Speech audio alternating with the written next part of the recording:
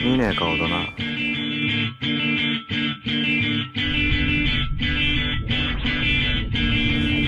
今日からスズランだ。Halo para pengangguran, apa kabar? Kembali lagi di channel saya, Tot, atau bisa dibaca Ngentot. Di video kali ini saya akan merangkum sebuah alur cerita dari film Crow 01 yang rilis pada tahun 2007. Film action komedi ini bercerita tentang seorang siswa baru bernama Takia Genji yang ingin menguasai sekolah barunya bernama Suzuran. Gimana cara Genji menaklukkan Suzuran? Tanpa banyak basa-basi, kita intro dulu.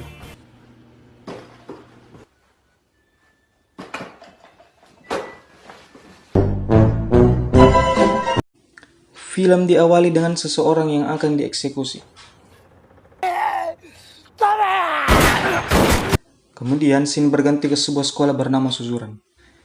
Di atas gedung terlihat seorang pria yang tak lain adalah tokoh utamanya. Ia bernama Takia Genji. Genji yang merupakan siswa baru dari sekolah sedang berusaha menulis namanya di tembok yang dimana dulunya tembok itu bertuliskan nama raja dari sekolah tersebut, yaitu Serizawa. Di sisi lain, sekolah tengah mengadakan pengenalan lingkungan sekolah. Kepala sekolah pun memberikan kesempatan kepada siswa barunya untuk memberi sepatah dua kata. Tapi tiba-tiba, situasi pun menjadi kacau. Di waktu yang bersamaan, datang sekelompok Yakuza untuk mencari Serizawa. Di sisi lain, terlihat seorang pemuda tengah menunggu temannya yang sedang medical check up. Pria inilah yang dicari oleh sekelompok Yakuza tadi. Ia bernama Tamao Serizawa. Dan temannya bernama Tokyo. Serizawa yang tidak tahu bawa motor kemudian meninggalkan Tokyo. Karena Serizawa bawa motornya ugal-ugalan, ia pun dikejar polisi.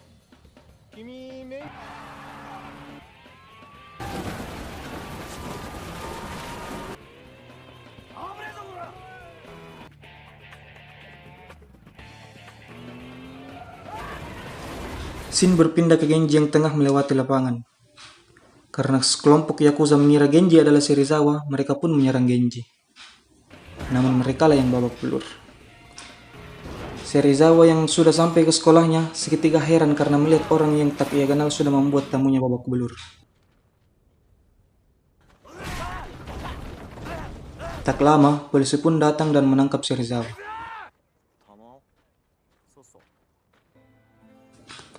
Dan inilah Crow Zero. Genji yang berada dalam klub malam tiba-tiba didatangi wanita cantik. Ia bernama Luka Aizawa. Luka berusaha mengajak ngobrol Genji, tapi Genji dengan gayanya yang sok cool hanya terdiam. Kemudian Luka naik ke atas panggung dan menyanyikan sebuah lagu. Genji pun terlihat terpesona dan penasaran dengan sosok Luka.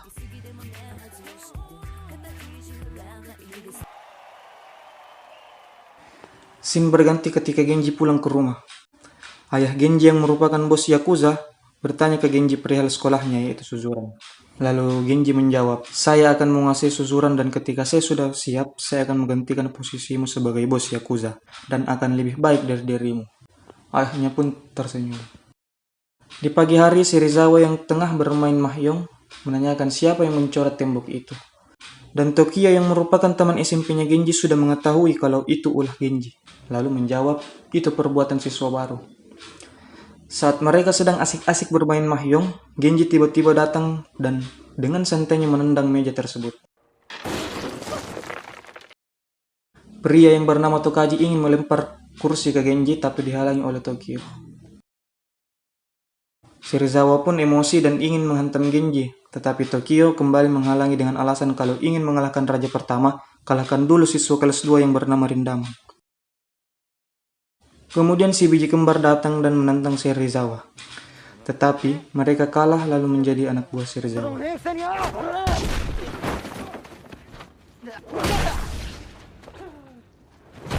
Di sore hari, Genji sedang mencari Rendaman dan sangat kebetulan Rendaman pun datang. Akan tetapi Rendaman hanya terdiam. Bang jago Yakuza yang kemarin lolos dari hantaman Genji datang dan masih mengira kalau Genji adalah Serizawa.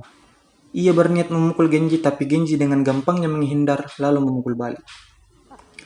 Pria tua ini ternyata merupakan alumnus Suzuran yang pernah di DO. Ia bernama Ken Katagiri. Ia menawarkan ke Genji agar ia bisa menguasai Suzuran, dan Genji pun menerima tawaran tersebut. Keesokan harinya, Genji memasuki sebuah kelas untuk mencari bos dari kelas tersebut, lalu menghajar bos kelas tersebut.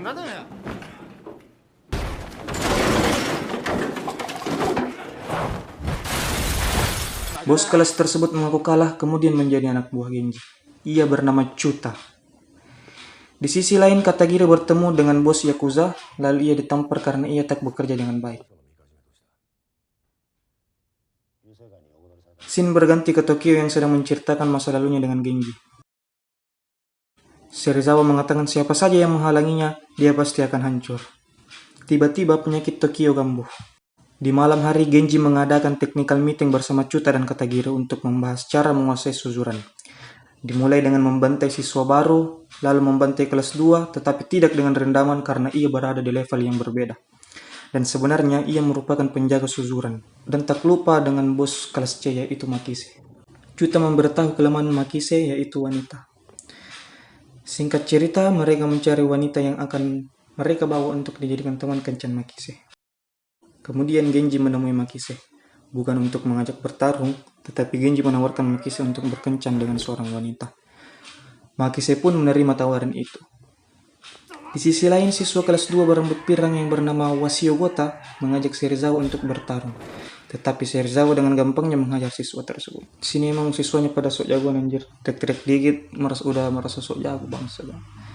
Singkat cerita, malam pun tiba. Genji dan kawan-kawan tengah berada di sebuah restoran untuk menghadirkan kencan tersebut. Ternyata, wanita yang akan berkencan dengan Makise merupakan teman dari Luka. Makise pun memperkenalkan diri. Karena Makise merupakan pria lemah syahwat, ia pun gugup dan langsung curut di celana.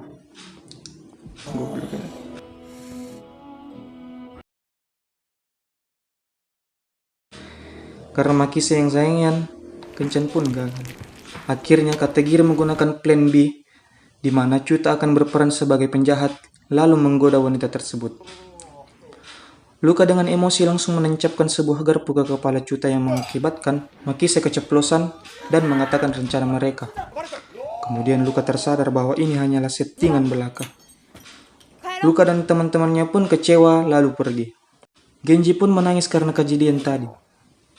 Katagiri datang lalu menawarkan Makise untuk pergi ke panti pijat. Makise pun curut di celana lagi.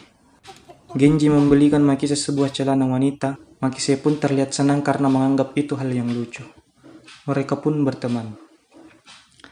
Keesokan harinya, Serizawa dan kawan-kawan sedang bermain bowling orang-orangan.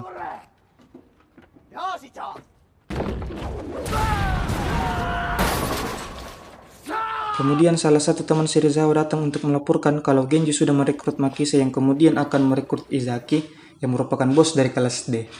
Serizawa tak mengambil pusing akan hal itu.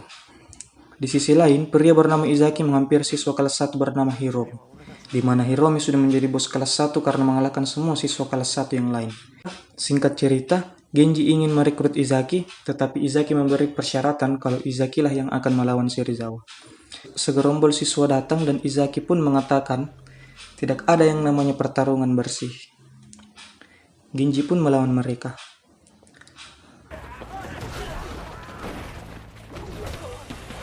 Awalnya Genji unggul, tetapi karena jumlah, Genji pun kalah. Izaki hanya terdiam karena kagum melihat tekad Genji. Kemudian Izaki membawa Genji yang sudah babak belur ke Chuta dan Makise. Izaki mengatakan besok akan kuajari melempar anak panah. Yang berarti Izaki sudah siap menjadi bawahan Genji. Di sore hari, Katagiri terlihat senang karena ternyata alasan ia membantu Genji karena Genji sedang menjalin mimpinya dulu yang tak tercapai. Di jalan yang sama, terlihat Luka sedang diganggu preman setempat. Katagiri pun menghampirinya dan menolong Luka. Hitung-hitung sebagai permintaan maaf karena kejadian kemarin. Katagiri menantang preman tersebut, lalu seorang pria tua yang bayarnya paling sedikit karena perannya yang cuma 1 scene datang dan menghampiri Katagiri untuk menceramahinya karena di usianya yang sudah tua masih saja mengurusi Suzuran, dan sebagai anggota Yakuza ia masih saja terlihat lemah. Genji pun menelpon Katagiri untuk menanyakan keadaannya dan meminta untuk bertemu. Tapi Katagiri menolak karena ada urusan mendadak. Genji meminta maaf ke Luka karena kejadian kemarin. Luka pun memaafkannya. Singkat cerita, Genji dan Izaki resmi berteman lalu bersenang-senang. Genji pun memberi nama gengnya dengan sebutan GPS, Genji Perfect Seiha. Katagiri hanya bisa melihatnya dari kejauhan. Di sisi lain, Serizawa yang melihat gengnya Genji mengatakan kalau ia tak akan menganggap remeh mereka lagi.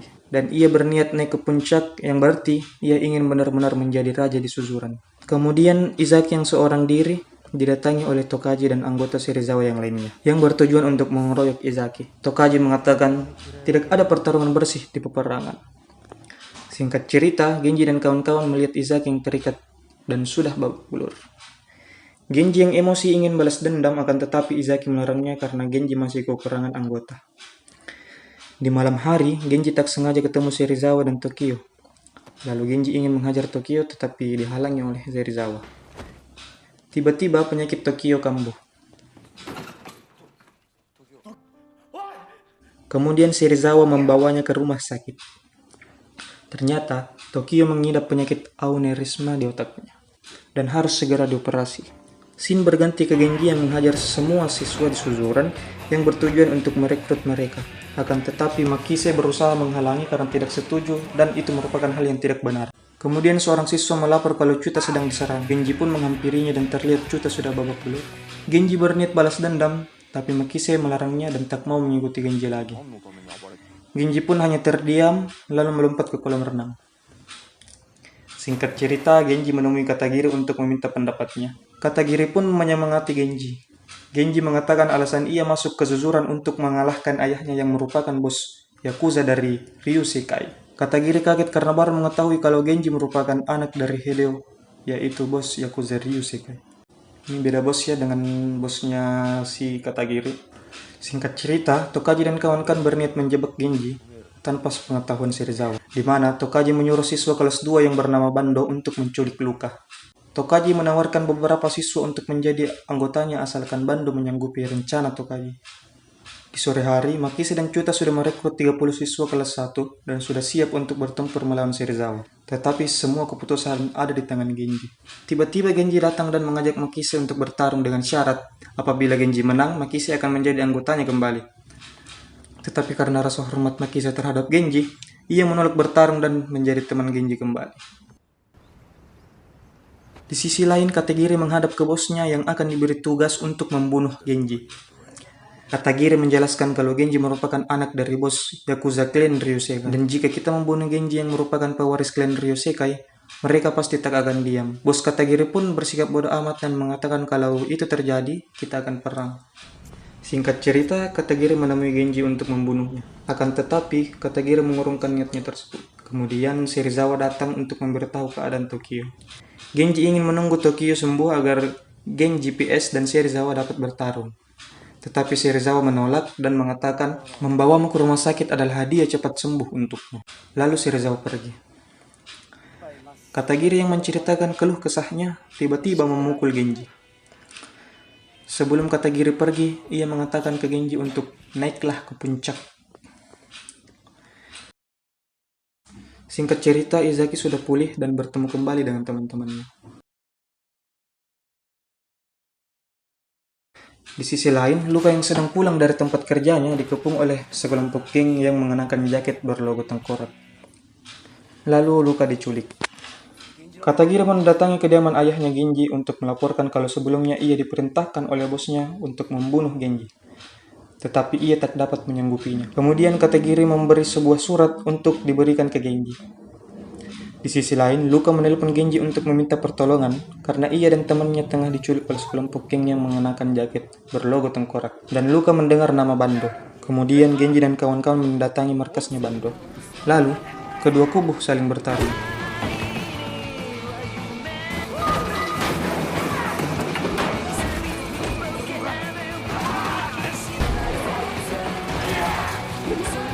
Genji melihat jaket mereka tak memiliki logo tengkorak dan tersadar kalau mereka sebenarnya telah dijebak. Bando mengatakan kalau ia menolak tawaran dari Tokaji, dan mengganti jaket tengkoraknya dengan jaket polos. Tapi Tokaji dengan liciknya menggunakan jaket berlogo tengkorak untuk menjebak mereka. Bando mengatakan kalau geng kita yang bertarung, maka geng Tokaji lah yang diuntungkan. Kemudian Bando menginginkan telinga dari Makise sebagai permohonan maaf. Makise pun menyanggupinya, tetapi Genji menghalangi dan menawarkan telinganya. Saat Genji ingin memotong telinganya, Bando menghalanginya. Bando memberitahu tempat penculikan Luka, lalu Genji dan kawan-kawan pergi ke tempat tersebut. Genji pun datang lalu meminta ke Serizawa untuk mengembalikan Luka. Serizawa yang tak tahu apa-apa pun terheran dan menanyakan perihal tersebut ke Tokaji. Lalu Serizawa menghantam Tokaji, tapi dihalangi oleh si kembar yang juga merupakan dalang dari penculikan tersebut. Seperti yang mereka inginkan, kedua geng tersebut sepakat bahwasanya besok mereka akan bertarung di lapangan suzuran.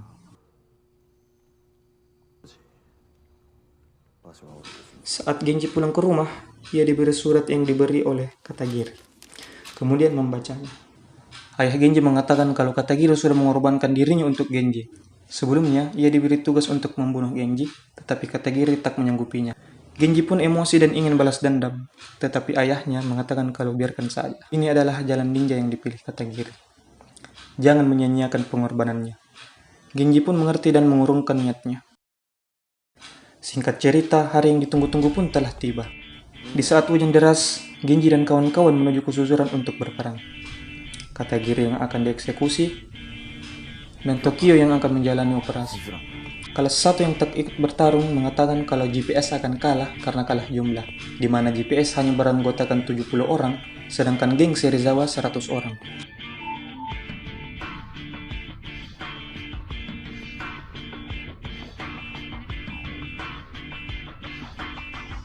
Kedua kubu pun sudah berada di tempat pertarungan.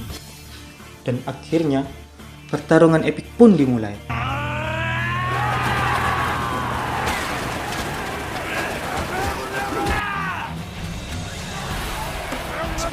Genji dengan sangat licinnya menghantam keroco-keroco geng Serizawa. Izaki Masike dan si kembar pun tak mengalami kesulitan. Serizawa juga terlihat dengan gampangnya mengalahkan keroco-keroco dari GPS. Saat Serizawa lagi nyantai, tiba-tiba ia dikejutkan dengan kedatangan Bando beserta anggotanya, yang bermaksud untuk menghajar Serizawa. GPS pun sangat terbantu dengan kedatangan Bando. Pertarungan makin seru saat Makise Chuta berduel dengan si biji gembar, dan Izaki berduel dengan Tokaji. Di saat yang bersamaan terlihat Tokyo sedang menjalani operasi dan Luka yang sedang bernyanyi. Suasana semakin epik ketika Luka yang sedang bernyanyi menjadi backsound pertarungan tersebut.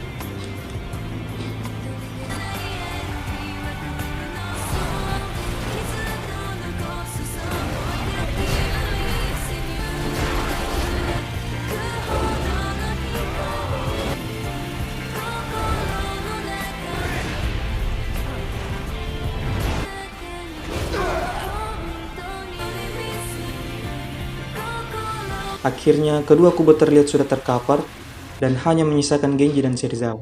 Tiba-tiba, hujan berhenti dan duel antara kedua bos geng tersebut dimulai. Nampak keduanya saling adu pukul dan mereka dengan sengaja tak menghindari pukulan tersebut. Scene berganti kepada Katagiri yang akan dieksekusi. Bosnya memberi sebuah jas untuk dijadikan kenang-kenangan. Di scene ini ternyata merupakan scene di awal film tadi yang dimana Katagiri mengatakan kata-kata terakhirnya dengan berteriak. Scene berpindah lagi ke pertarungan Genji dan Serizawa.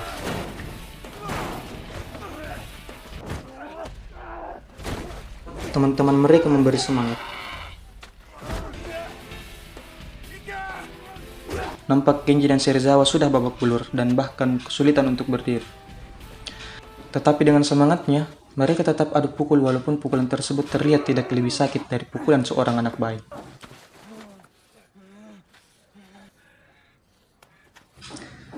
Dan akhirnya Serizawa terjatuh, yang berarti Genji memenangkan pertarungan tersebut.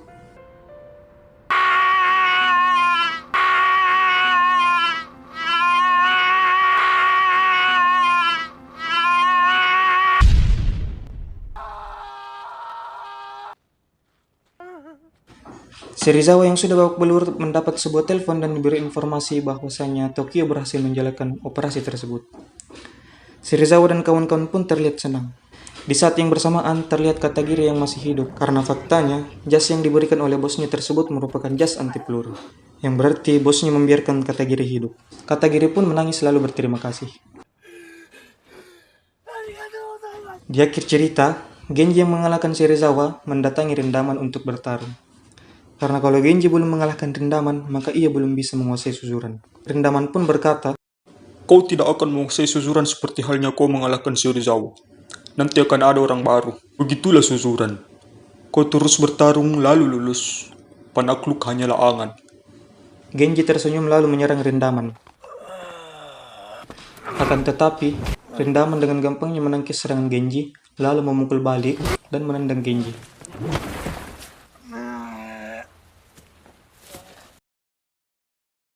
Kemudian Genji berlari, lalu melompat. Film pun berakhir.